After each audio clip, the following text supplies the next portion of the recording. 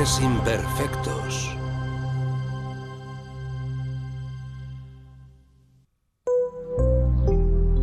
El Salón CBS es uno de los muchos bares que hay en el centro de Phoenix, Arizona.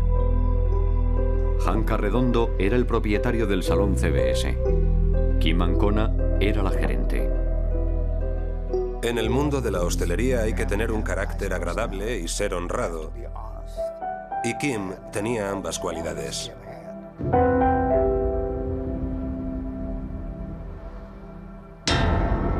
El 19 de diciembre de 1991, Kim cerró el bar a la hora de siempre, poco después de la 1 de la madrugada. Como de costumbre, Hank llamó para asegurarse de que no había habido ningún problema. Kim contestó. Le pregunté, ¿ha ido todo bien? ¿Ha habido algún problema? Y dijo, no, mira, Hank, sé que estás cansado, vete a la cama y duerme, yo me ocuparé de todo. Cuando Hank llegó a la mañana siguiente para abrir, vio que la puerta estaba entreabierta. Sé que el camarero no dejó la puerta abierta y yo tampoco, así que algo había pasado. Primero comprobó la caja, pero no faltaba ningún dinero. Fue a la cocina y no había nadie. Después fue al servicio de caballeros. Aunque cierre los ojos, sigo viendo aquella escena. La vi tirada en el suelo del baño, con la mirada fija, muerta. Hoy lo sigo recordando y probablemente lo recordaré durante el resto de mi vida. Aquella chica era preciosa, incluso muerta.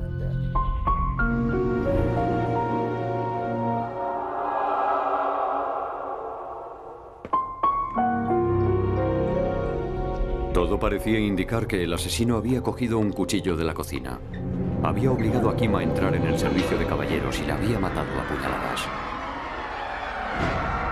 Tiró el cuchillo al cubo de la basura bajo la encimera. Y al salir dejó la huella de una pisada en el suelo de la cocina recién fregado. Los expertos forenses identificaron la huella como perteneciente a unas zapatillas Converse del número 43. En el cuerpo de Kim Ancona había algunos cabellos de color oscuro, que no eran suyos. Parecía que el asesino había atravesado con los dientes el vestido de Kim, dejando una marca de mordisco en su piel. En la barra había 2 copas que supuestamente se habían servido después de cerrar el establecimiento. Los científicos forenses encontraron huellas dactilares de Kim en uno de los vasos. En el otro había unas huellas poco claras que no se podían identificar. Nuestra teoría era que ella debía conocer a esa persona y le permitió entrar en el bar en contra de las normas. Y que después, esa persona la mató. El robo no parecía ser el móvil. No faltaba dinero del bolso de Kim. Pero en el interior del bolso, la policía encontró una libreta de direcciones con el nombre y el número de teléfono de uno de los clientes asiduos del bar. Un cartero llamado Ray Crown. No caía nada bien a nadie. Era bastante prepotente. Había algo en ese hombre que no le gustaba a la gente. Algunos de los empleados del bar dijeron a la policía que Kim se sentía atraída por Crown. Si la marca del mordisco, la huella de la zapatilla y los cabellos podían relacionarse con él, la policía estaba segura de que ya tendrían al asesino.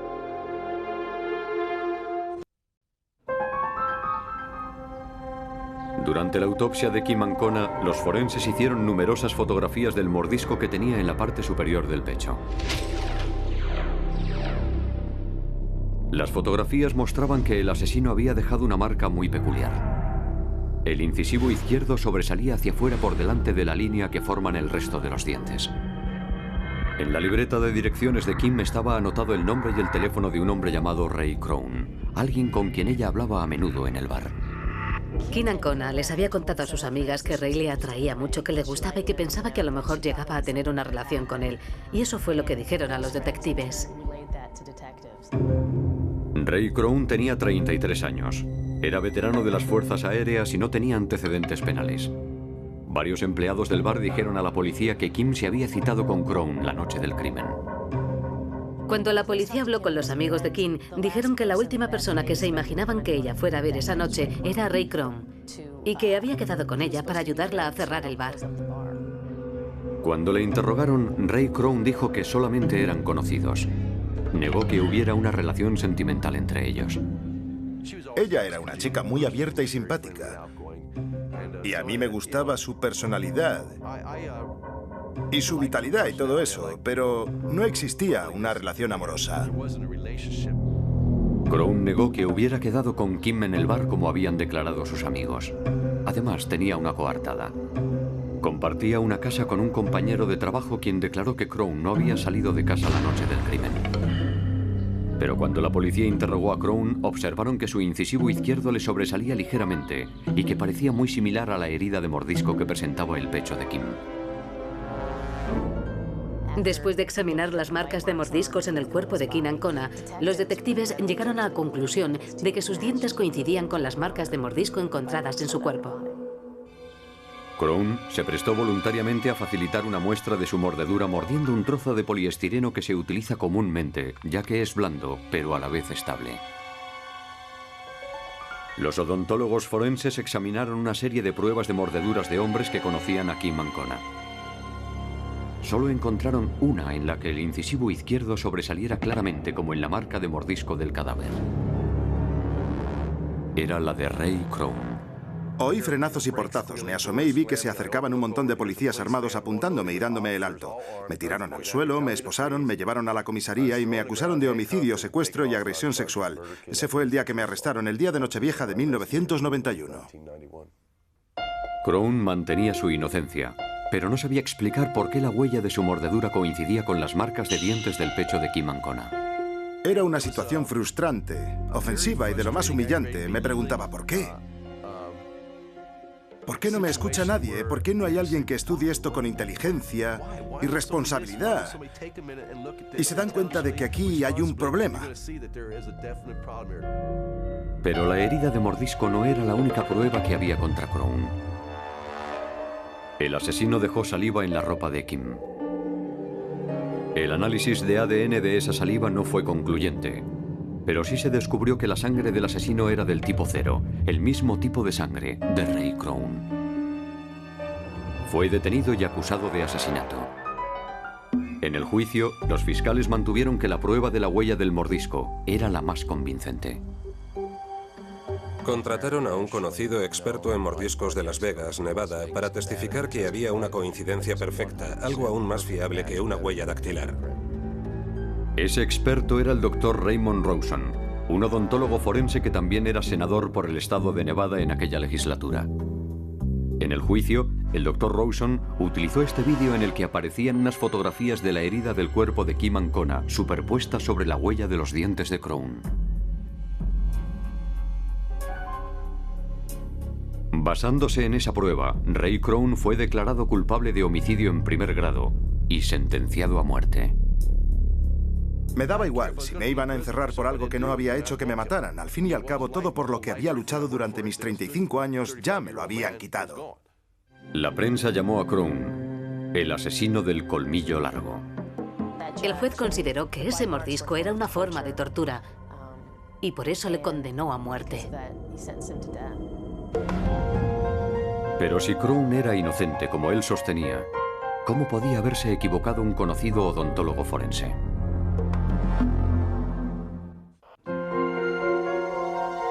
Ray Crown había pasado 3 años en el corredor de la muerte por el asesinato de Kim Ancona, de 35 años. Durante ese tiempo, pudo llegar a sus propias conclusiones sobre la prueba que habían presentado para condenarle. En realidad, cualquiera podría coger un objeto cortante y clavárselo a alguien varias veces para que salga uno diciendo, sí, es un mordisco y lo ha hecho él. Y si se lo enseñas a varias personas, seguramente dirían, sí, las marcas coinciden. ¡Qué estupidez! Todos los casos de pena de muerte en Arizona se apelan automáticamente al Tribunal Supremo del Estado. Y afortunadamente para Crown, el vídeo con las marcas de dientes que había presentado la acusación era base suficiente para una apelación. El tribunal dictaminó que a la defensa no se le había dado tiempo suficiente para examinar la cinta antes del juicio. La familia de Crown recurrió a Chris Plourde para representarle en el nuevo juicio. Plourde estaba especializado en casos forenses difíciles. Oí la noticia de que Ray Crown había sido condenado a muerte por unas marcas de dientes y no sabía si habría más pruebas que sustanciaran la acusación. Y al principio yo me sentía escéptico porque esas cosas se oyen todos los días. Los expertos forenses contratados por Plourde descubrieron que los cabellos encontrados en el cuerpo de Kim eran cabellos mongoloides, lo que significa que pertenecían a un individuo de origen asiático o nativo americano. También descubrieron que Ray Crown calzaba un número 44. La huella encontrada en el suelo de la cocina del bar pertenecía a un número 43. La defensa recurrió al doctor Skip Sperber, expresidente de la Academia de Odontología Forense, para que estudiara las pruebas de las marcas de dientes que fueron lo que más pesó para resultar condenado en el primer juicio. Lo que el doctor Sperber dijo fue una sorpresa para todos. Dijo que ya había estudiado esas pruebas antes. Se las habían enviado antes del primer juicio. Un buen amigo mío, John Piakis, de Phoenix, Arizona, me llamó y me pidió que estudiara el caso del pueblo contra Crown. Cuando estudié las pruebas, pensé que había demasiadas incongruencias como para poder establecerse una comparación positiva entre la dentadura de Ray Crown, el sospechoso, y las heridas de la víctima. El doctor Sperber informó a su colega de la Fiscalía de Arizona de que la prueba presentada era extremadamente débil. Yo diría que en una escala del 1 al 10, siendo el 10 casi perfecto, solo le habría dado un 3 o un 4 muy escaso. Esta es una mordedura considerada como perteneciente a la parte alta de la escala, un 9 o un 10. Todos los dientes habían dejado marcas claras y la relación entre los dientes son perfectamente visibles. La herida de la mordedura de Kim Ancona tenía muy pocas marcas visibles. El doctor Sperber aprovechó el molde de los dientes de Ray Crown y, utilizando un método sencillo, pero de gran fiabilidad, hizo una impresión sobre poliestireno y después copió las marcas de los dientes sobre una transparencia. Entonces, colocó la transparencia sobre una fotografía de la herida de mordisco del cuerpo de Kim Ancona. Aunque el incisivo izquierdo de ambas marcas salía hacia afuera, Ray Crown no tiene ninguna separación entre sus dientes incisivos. La mordedura del cuerpo de la víctima tiene una clara separación entre esos dos dientes. Para el doctor Sperber, los resultados eran evidentes. Si es una mordedura fuerte, las similitudes saltan a la vista. Pero en el caso Crown, no había similitudes. Era la prueba clave. Y que un experto hiciera un informe diciendo que no era yo fue decir, ¡wow! Por fin, esto puede ser algo bueno.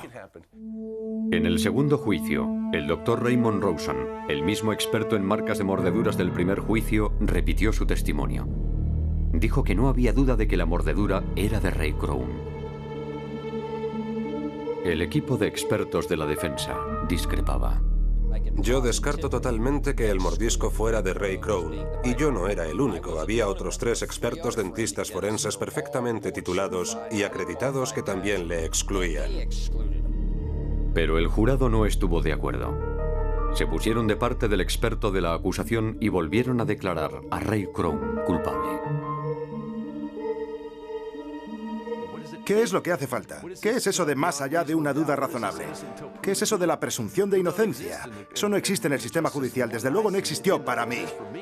Sabíamos que había otra persona en el baño en el momento de la muerte. Había huellas desconocidas que debían pertenecer a alguien. La huella de la zapatilla no coincidía con el defendido. Los cabellos no coincidían con el defendido. El FBI y el departamento forense declararon que no pertenecían al señor Crown ni tampoco a la víctima. Para mí, la lógica y el sentido común indicaban que el señor Crown no había cometido el crimen y el jurado llegó a la conclusión opuesta. Cuando escuché el veredicto del segundo juicio, no lo pude creer. Era inconcebible. Fue un espectáculo de circo como nunca se había visto antes en un juicio. Ray Crown intentó resignarse a pasar toda su vida entre rejas. Pero entonces recibió ayuda de donde menos podía esperarla. Del mismo sistema al que había terminado por odiar.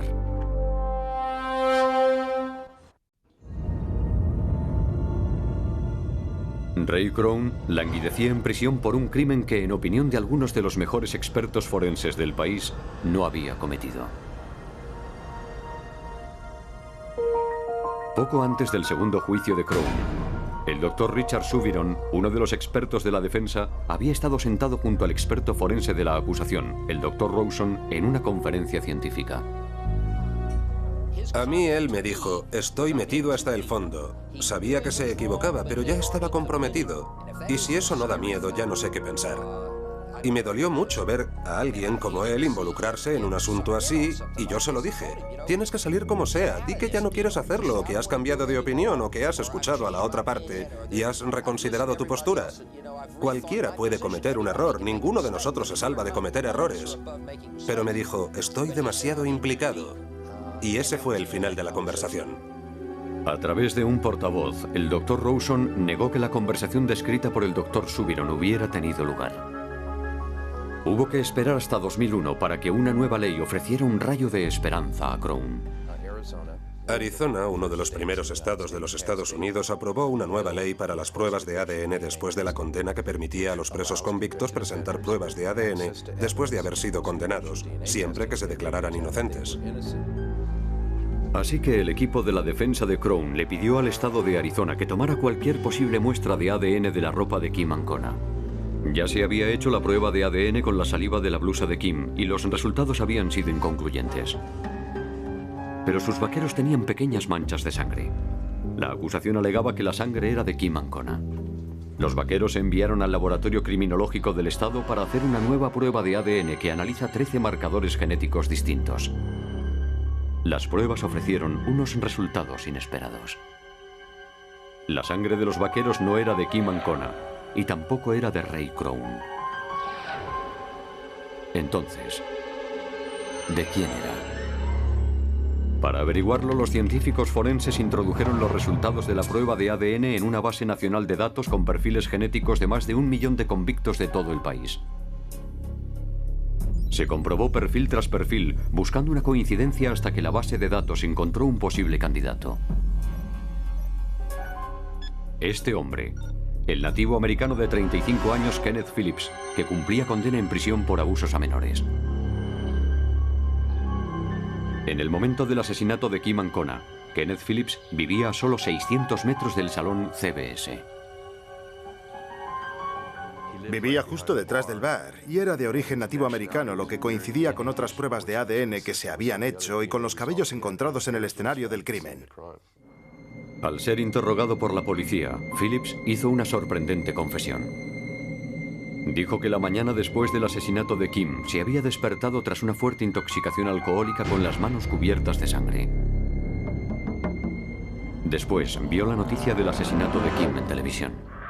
Me quedé ahí sentado repitiéndome una y otra vez, no puede ser, no puede ser. ¿De verdad he sido yo? Sus huellas dactilares estaban entre las huellas dactilares desconocidas encontradas en el baño donde había tenido lugar el crimen. Su número de pie coincidía con el de la pisada del suelo de la cocina. Y la impresión de su mordedura presentaba la misma protuberancia del incisivo izquierdo sobresaliendo del resto de los dientes. Para Ray Crown, la odisea había terminado. Después de cumplir 10 años y 4 meses por un crimen que no había cometido, salió de prisión siendo un hombre libre. Había pasado 10 años en la cárcel y nunca olvidaré el día que salí. Y hasta me hice un tatuaje para no olvidarlo nunca.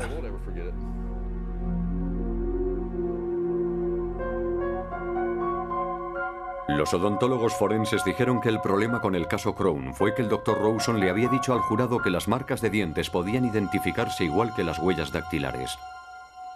Pero eso ocurre muy raramente. Lo único que puede hacer un dentista forense es ofrecer una certeza razonable, y eso es lo más que puede hacer. Siempre cabe una remota posibilidad de que exista otra persona con una dentadura parecida que deje las mismas marcas.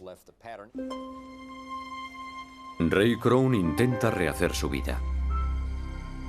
Los expertos dicen que lo que debemos aprender de este caso es que las marcas de dientes no suelen ser concluyentes y que solo deben usarse para excluir, más que para incluir a un sospechoso. Pero sobre todo, el análisis de marcas de dientes se basa más en opiniones que en hechos. Y eso es algo que hay que dejar bien claro al jurado. En el caso del señor Crown, hubo errores científicos, explicaciones dadas por personas que emplean métodos poco científicos. Lo que me condenó fue la interpretación de una mordedura. No las huellas que no coincidían con las mías, ni la pisada que tampoco coincidía, ni los cabellos, ni el ADN, nada de todo eso.